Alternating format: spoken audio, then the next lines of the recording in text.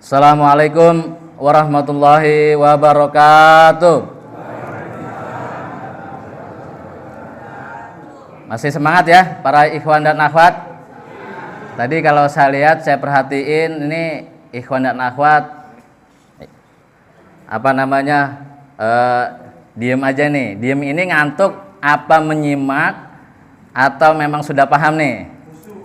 Oh, saking kusuk ya, Masya Allah. Alhamdulillah kalau sudah kusuk ya. Supaya tidak ngantuk, saya ingin sebagai yang pertama supaya nggak ngantuk ya, apa dibilang penyegaran lah.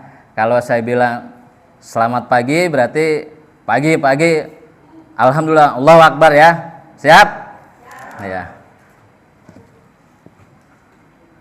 Selamat pagi ikhwan dan akhwat semua.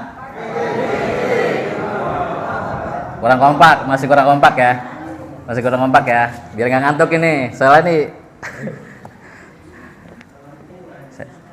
karena saya biasa di UAR, jadi alurnya seperti itu ya. Saya ulangi ya. Selamat pagi ikhwan dan akhwat semua.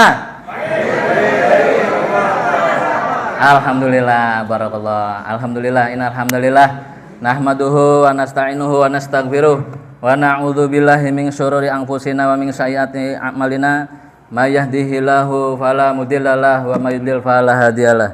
Asyhadu an la ilaha illallah wahdahu la syarikalah wa asyhadu anna Muhammadan abduhu wa rasuluhu la nabiyya ba'dah.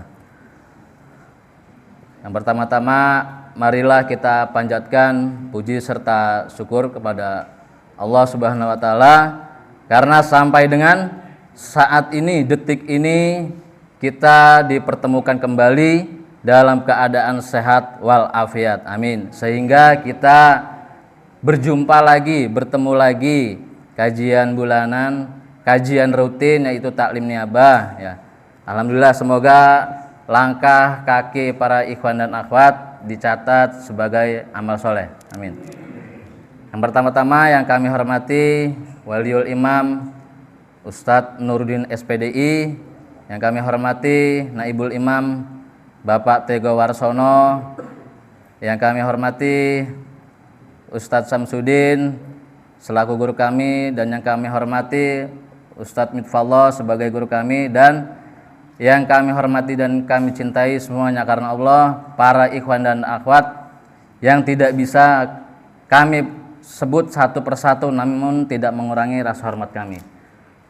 Para ikhwan dan akhwat, apakah ada yang belum mengenal saya di sini? Kalau ada yang belum, saya perkenalkan diri. Gitu nih, perlu diulangi berarti ya. Ikhwan dan akhwat, perkenalkan, nama saya Eri Purwanto, anak dari Bapak Muhammad Takroni. Baik Ustadz. Yang mana Ustadz? Saya diamanati sebagai Amir Suban. Sebenarnya amanat itu berat ya, ikhwan dan akhwat ya. Tapi apa boleh buat, dengan niat bismillah, sami'na wa ta'na ya. Alhamdulillah nih yang hadir juga saya anggap sebagai Suban dan Fatayat semua. Kenapa?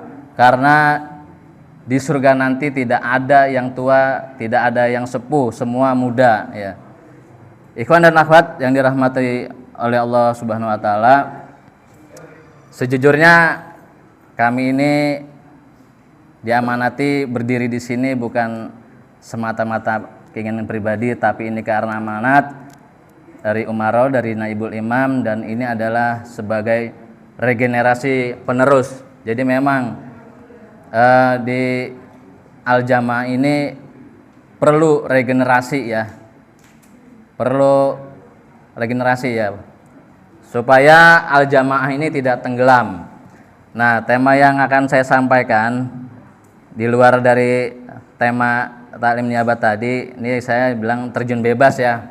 Jadi saya ambil temanya ini yaitu tentang pemuda yang membawa perubahan, kalau bahasa kerennya agent of change. Maaf kalau bahasa Inggris saya keliru. Baik,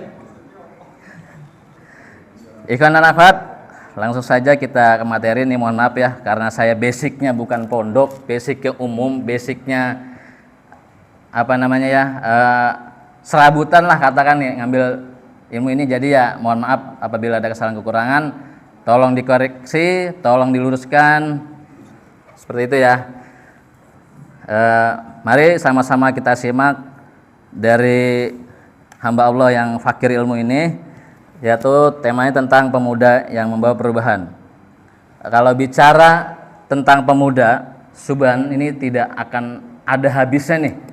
Kenapa nih para ikhwan dan akhwat? Kita selalu bukan di Al-Jamaah aja ya, di luar pun, di sana, di organisasi, di lain-lain pasti bicara tentang pemuda. Kenapa? Ada yang tahu nggak para ikhwan dan akhwat? Ada yang tahu jawabannya? Pada diam aja nih. Apa mau ada door prize nih? Door prize nanti yang ngasih hadiah Hamirmal. Ya udah saya jawab deh. Memang tidak pernah ada habisnya. Dari dulu, dari zaman Nabi sampai dengan sekarang, dari zaman Nabi dan sahabat sampai dengan sekarang itu nggak pernah ada habisnya ketika kita membicarakan tentang pemuda. Kenapa? Karena pemuda itu adalah kunci dinamika peradaban dan pusat energi perubahan. Kalau kita lihat dalam sejarah Nabi Muhammad SAW, mungkin para ikhwan dan akhwat sering juga menyimak kajian-kajian sekarang banyak, apalagi ini kajian tentang pemuda ya. Dalam data sejarah Nabi, tidaklah peradaban dipikul kecuali oleh generasi muda. 10 sahabat Nabi yang dijamin masuk surga, yang merupakan orang-orang awal, sabiqunal awalun ya, Pak Naib ya, yaitu 1 Abu Bakar, Umar bin Khattab, Utsman, Ali, Abdurrahman, Zubair, dan masih banyak lainnya. 10 sahabat ini merupakan para pemuda yang saat itu kepemimpinannya hanya berputar di antara mereka. Jadi ya itu aja kepemimpinannya ya, para 10 sahabat ini ya. Yang berusia berkepala 3 hanya 3 orang, Abu Bakar, Utsman, dan Abdurrahman bin Auf. 7 orangnya di bawah kepala 3 usianya, bahkan 5 orang di bawah 20 tahun. Nah, bisa kita lihat ya, kepemimpinan pada waktu itu tergolong usianya masih sangat muda, dari belasan sampai bahkan 25 sampai 30 tahun. Masalah luar biasa ya. Lalu, dan salah satu pahlawan bersejarah dalam Islam yang sering kita dengar yaitu Muhammad Al-Fatih ya. Di usianya yang masih sangat muda, kurang lebih 21 sampai dengan 25 tahun ya.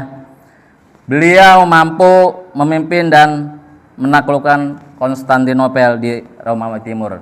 Saya pernah lihat filmnya, itu memang beliau sangat luar biasa dari segi ibadahnya, dari segi kalau dibilang militernya itu sangat disiplin, sangat tertib, sangat luar biasa. Dan Masya Allah, beliau dengan usia yang muda bisa membawa kejayaan Islam pada waktu itu ya. Kemudian data yang dijabarkan di atas tadi yang kami sebutkan merupakan sebuah data sejarah yang ternyata Allah ingin berikan sentuhan, bahkan orang-orang besar yang diabadikan dalam kitab suci pun ternyata kebanyakannya nih generasi-generasi muda, generasi-generasi Subhan. Oleh karena itu menjadi sebuah renungan besar untuk generasi muda, sebuah renungan yang tidak sederhana. Karena ini khusus usia muda, usianya ditanya nanti di hadapan Allah. Karena itulah usia kekuatan di antara 2 kelemahan. Jadi kalau hari ini para ayah, para orang tua mengabaikan anak-anaknya yang usianya di bawah 20 tahun, Anda tak akan pernah bisa menjawab pertanyaan Allah ini. Kemana dihabiskan usia mudanya dan kemana diselesaikan usianya. Jadi Bapak Ibu sekalian, ini khususnya kami pribadi keluarga, ya keluarga kita lah, kita mempunyai anak-anak, mari kita selalu mengajak kepada kebaikan, apalagi kebaikan ini kebaikan yang di dalamnya al-jamaah ya.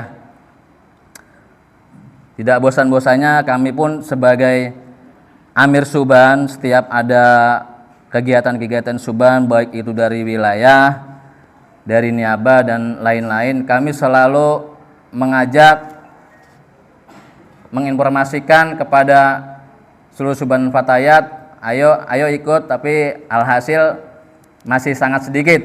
Tapi kami tidak berputus asa, tidak patah semangat. Jadi apapun itu hasilnya urusan Allah. Yang penting kami pribadi selalu mengajak, jangan pernah bosan. Nah, Bapak Ibu ini jangan pernah bosan nih ngajak anak-anaknya nih ke majelis taklim. Walaupun kita lihat orang itu aja, yang dibahas itu aja, tapi ini nanti pertanggungjawabannya berat. Kalau Bapak Ibu ini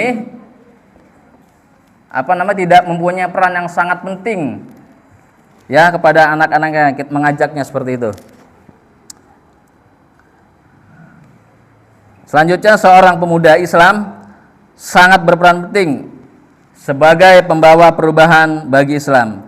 Maka dari itu, pemuda harus bisa sebagai agent of change, pemuda yang membawa perubahan, social control. Para pemuda memiliki potensi yang sangat besar dengan pemikiran yang matang, kepekaan yang tinggi terhadap lingkungan sekitar, memiliki semangat dan keberanian dalam membela kebenaran. Kebenaran inilah yang disegani dan diharapkan oleh umat Nabi Muhammad SAW sebagai pembawa perubahan, membangun keberadaban yang terbaik dalam Islam. Generasi umat Islam pada masa kini dan mendatang sangat ditentukan oleh kualitas pembinaan generasi pemuda Islam saat ini tuh.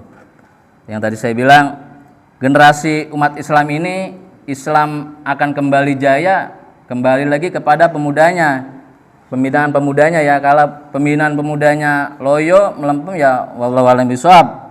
Seperti itu. Generasi muda merupakan pilar utama dan ujung tombak dari kebangkitan umat Islam di dunia. Sejarah Islam membuktikan bahwa penyampaian risalah Islam yang diajarkan oleh Umar bin Khattab dan Ali bin Abi Thalib adalah sahabat Nabi Muhammad SAW yang juga termasuk adalah Khulafaur Rasyidin. Beliau gagah berani menjadi benteng dan garda terdepan dalam berdakwah sekaligus menghadapi musuh-musuh Islam pada saat itu. Kalau kita sering dengar ceritanya, memang Abu Bakar ini orang yang sangat luar biasa. Kemana Nabi dakwah ya kan, beliau sebagai kalau dibilang pengawalnya lah, yang siap di belakangnya apapun itu keadaannya. Oleh karena itu, pada negara ini sejarah perjalanan bangsa Indonesia juga telah mencatat berbagai peristiwa pergerakan bangsa yang telah dilakukan oleh generasi muda bangsa Indonesia. Dengan keringat, darah, dan nyawa taruhannya sejak zaman kemerdekaan Indonesia sehingga era reformasi belakangan ini. Namun perlu diketahui, tanpa disadari dengan potensi yang dimiliki oleh pemuda, mereka sedang dibidik oleh sistem kapitalisme dan sekularisme. Melalui sistem pendidikan dengan sekularisme banyak sekali pemuda saat ini mempunyai prinsip pada materialisme yang hanya berfokus mencari pekerjaan ya. Jadi fokusnya hanya mencari pekerjaan, tapi dia fokusnya hanya mencari dunia. Tapi tidak lupa dia lupa, tidak fokus kepada tujuan, yaitu akhirat. Makanya kalau saya pernah dengar, dunia di tangan tapi di hati jangan, seperti itu ya.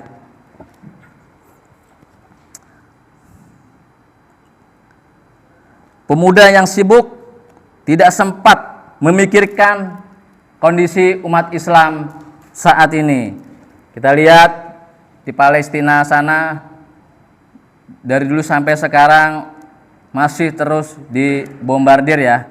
Tapi khususnya pemuda-pemuda Palestina sana luar biasa sekali ya semangatnya, yang sampai dengan mempertaruhkan darah dan nyawanya ya.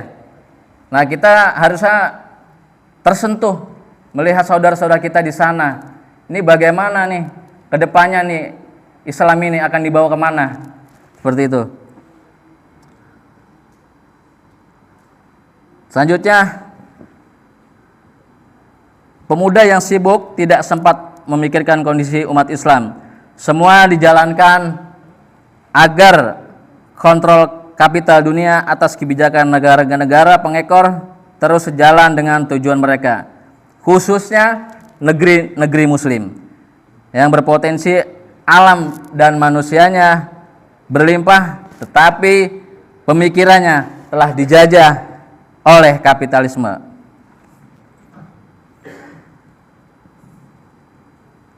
Indonesia khususnya sebagai pemeluk Islam terbesar di dunia dan terdiri dari berbagai macam-macam agama, bisa dibilang sebagai negeri yang religius. Memang Indonesia ini masuk kategori agama Islam yang mayoritasnya sangat banyak ya, luar biasa ya. Artinya dengan kondisi masyarakat yang dibantu dengan keyakinan agama, diharapkan mampu mencetak dan melahirkan generasi yang berkualitas. Banyak peran pemuda muslim yang berhasil menjadi pemimpin perubahan. Karakter ideologis dan idealis yang tertancap kuat pada diri mereka yang mampu membantu Rasulullah SAW mengantarkan Islam pada masa-masa kejayaan. Namun semua itu tidaklah didapatkan secara dengan instan atau praktis. Mereka harus usaha dan didasari dengan akidah Islam, fondasi Islam yang dibawa oleh Rasulullah SAW. Pada dasarnya Islam juga menempatkan manusia itu sebagai pemimpin atau khalifah. Maka karakter pemimpin itu harus dimiliki oleh setiap orang, apalagi pemimpin suatu perubahan yang menuntut suatu pertanggungjawaban. Selanjutnya, pemuda Islam memiliki peran yang sangat penting dalam membangun peradaban. Mereka adalah, lagi-lagi nih kalimatnya yang sering kita dengar, generasi penerus yang akan membawa Islam ke tingkat yang lebih tinggi, ke tingkat yang lebih mulia, dan membangun masyarakat yang lebih baik lagi. Pemuda Islam harus membangun karakter yang kuat dan baik seperti integritas, kejujuran, dan kesabaran. Karakter yang baik ini akan membantu mereka menjadi pemimpin yang efektif dan membangun masyarakat lebih baik, serta harus mengembangkan ilmu pengetahuan dan teknologi untuk membangun peradaban yang lebih maju. Mereka harus belajar dari pengalaman orang lain dan mengembangkan inovasi-inovasi yang baru. Kalau kita lihat di zaman sekarang itu, kalau Rois kami bilang tuh, kiamat yang bahaya saat ini apa nih para ikhwan dan akhwat nih? Ada yang tahu nggak? Kalau nggak salah Rois Pasari pernah bilang ya, kiamat yang bahaya itu dunia medsos ya. Karena benar-benar bahaya kalau kita sering buka sosial media, tidak bisa men-sharing, memfilter itu sangat bahaya. Kita terbawa arus. Apalagi tidak ada pondasi akidah keimanan yang kuat. Nauzubillah. Banyak sekali kalau kita lihat kasus-kasus di medsos, kasus kejahatan, kasus-kasus pelecehan seksual yang belum lama ini yang terjadi di mana, di Pati ya, yang seorang santri dengan kiainya itu, nauzubillah.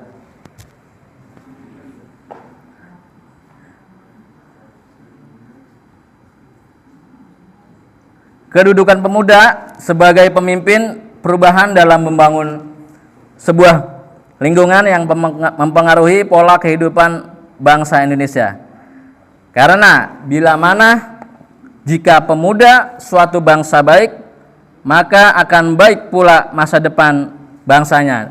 Dan begitu juga sebaliknya, apabila para pemuda suatu bangsa sudah dirusak, maka bisa rusak juga masa depan bangsanya atau masa depan kejayaan Islam ini ya. Jadi kami pribadi ya sangat bersyukur kepada Allah. Di Niabah Jakarta Barat ini umarohnya peduli gitu ya. Ya termasuk ya sekarang ini setiap acara-acara apapun entah ta'lim Niabah itu ditampilkan pemudanya. Kalau kita lihat di Riasa Cipondo nih sudah mulai perubahan dari Amir Amir Ukhuwah Riasa ya. Terus Amir Suban Riasa juga udah mulai perlahan-lahan step by step itu berjalan regenerasi peremajaan. Jadi alhamdulillah kita sebenarnya, saya pribadi ya, kami pribadi itu sangat bersyukur. Kenapa? Karena walaupun sudah sejauh ini kejayaan Islam ya, tapi alhamdulillah kita diperhatikan oleh Umaro, karena Umaro ini punya tanggung jawab yang besar nanti di hadapan Allah. Nanti ini kemana subanya, Fatayatnya nih, Pak Naib itu dan yang lainnya itu. Nah ini suatu sangat PR kalau misalkan Umaronya tidak peduli ya, tidak care seperti itu. Selanjutnya, anak muda dalam modernisasi. Era digital membawa kemudahan sekaligus tantangan bagi generasi muda. Akses informasi yang luas menjadi salah satu peluang dalam proses belajar dan meningkatkan daya analisis pada kalangan muda. Tetapi tanpa pedoman Islam di dalamnya, modernisasi justru bisa menjerumuskan pada krisis moral dan identitas.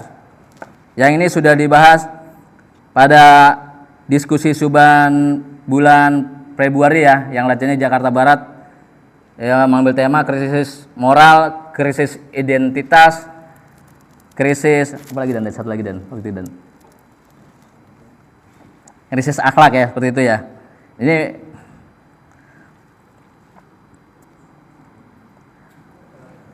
budaya hedonian, gaya hidup yang konsumtif, serta pengaruh media sosial seringkali membuat anak muda kehilangan arah dan tujuan hidup. Nah, ini kalau pemuda tidak mempunyai tujuan, tidak punya pedoman akidah yang kuat, ya udah bablas, terbawa arus, tidak ada arah dan tujuan hidup.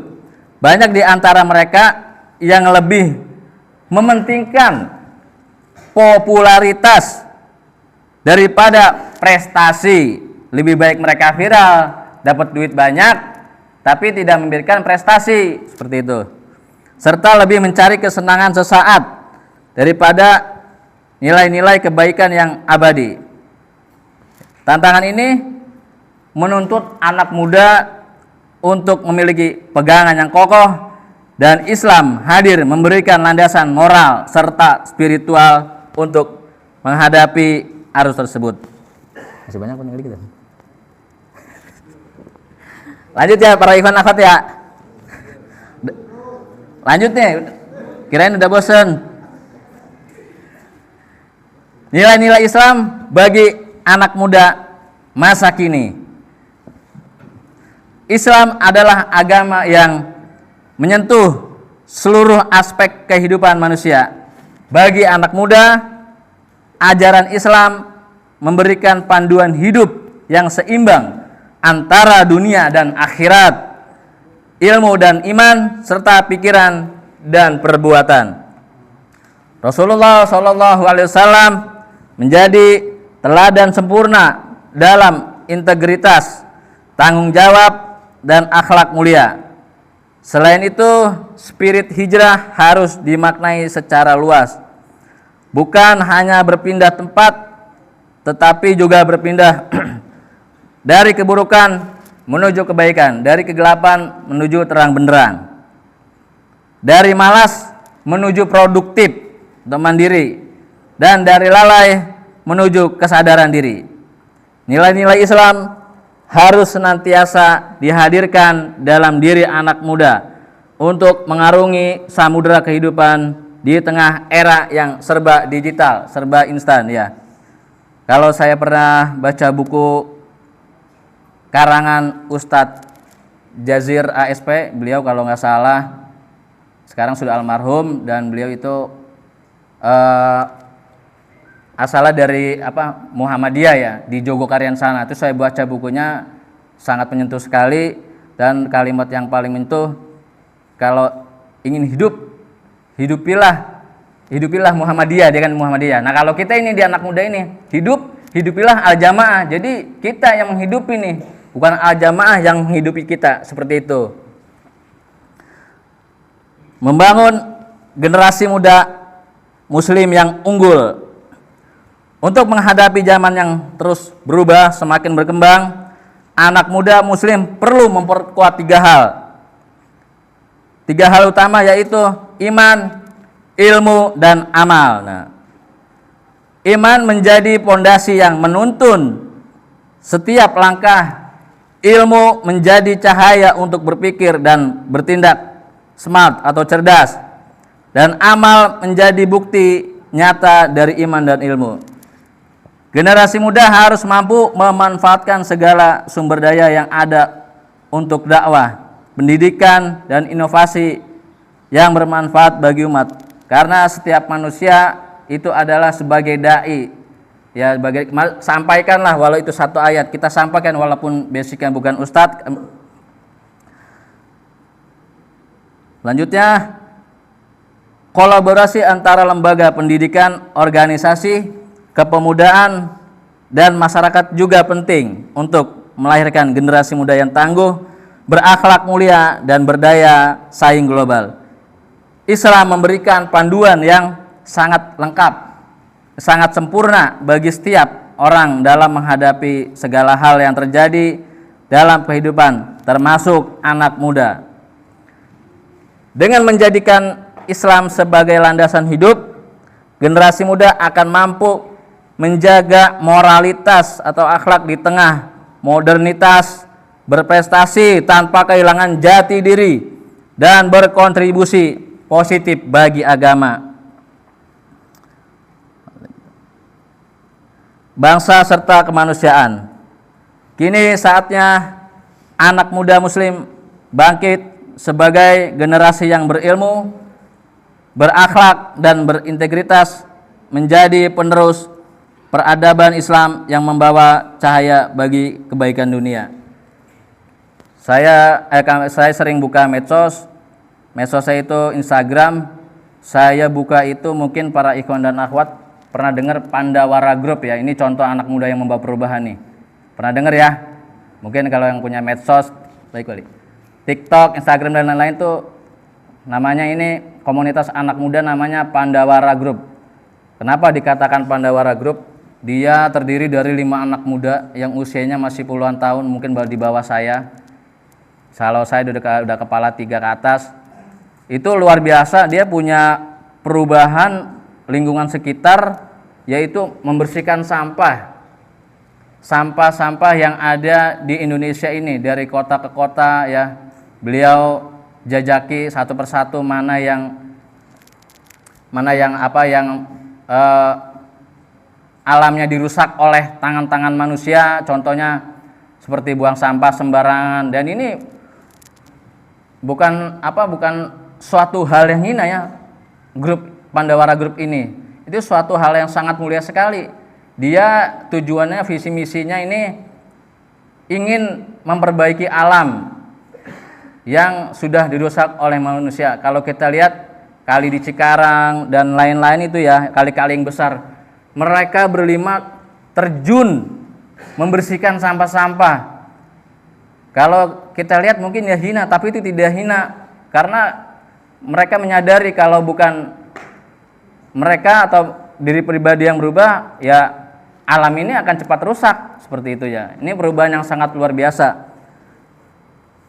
Dan itu modalnya juga bukan main-main. Kalau bukan modal niat yang tulus karena Allah ya, itu nggak akan berjalan sampai dengan saat ini. Mereka terus tiap harinya terus melakukan kegiatan yang sangat positif, terjun ke sungai, ke kali, padahal itu resikonya sangat besar sekali, ikhwan dan akhwat. Resikonya ya terkena penyakit, ya sakit dan lain-lain ya. Tapi mereka dengan niat bismillah, ya alhamdulillah sampai dengan saat ini beliau masih semuanya dalam keadaan sehat walafiat. Seperti itu. Jadi kami pribadi mengajak khususnya para suban dan fatayat, ayo terus bergerak dan bergerak.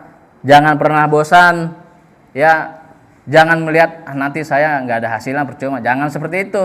Kita terus saja bergerak dan terus bergerak continue. Adapun hasil ya kita serahkan saja kepada Allah. Allah yang tahu maha segalanya ya. Jadi mari kita bangkit ya, kita ukir kembali kejayaan-kejayaan Islam yang sebelumnya pernah berjaya ya, jauh sebelum sekarang, seperti itu. Menit lagi. Udah diingatkan ya sama Amir Majelis ya. Alhamdulillah juga di Niaba Jakarta Barat ini, setiap taklim niaba yang tadi disampaikan Amir Majelis itu diusahakan dimunculkan suban-subannya. Jadi jangan berkecil hati, walaupun basicnya bukan dari pondok ataupun basicnya belum pandai bicara, ya tampil dulu aja, seperti itu ya. Nanti urusan Allah ya, hasilnya urusan Allah lah, seperti itu. Baik, ikhwan dan akhwat, mungkin ini saja yang dapat kami sampaikan dari seorang yang fakir ilmu. Apabila ada kesalahan atau kekeliruan atau kekurangan, kami mohon maaf yang sebesar-besarnya. Jazakumullah khairan katsira. Wabillahi taufik wal hidayah. Wassalamualaikum warahmatullahi wabarakatuh.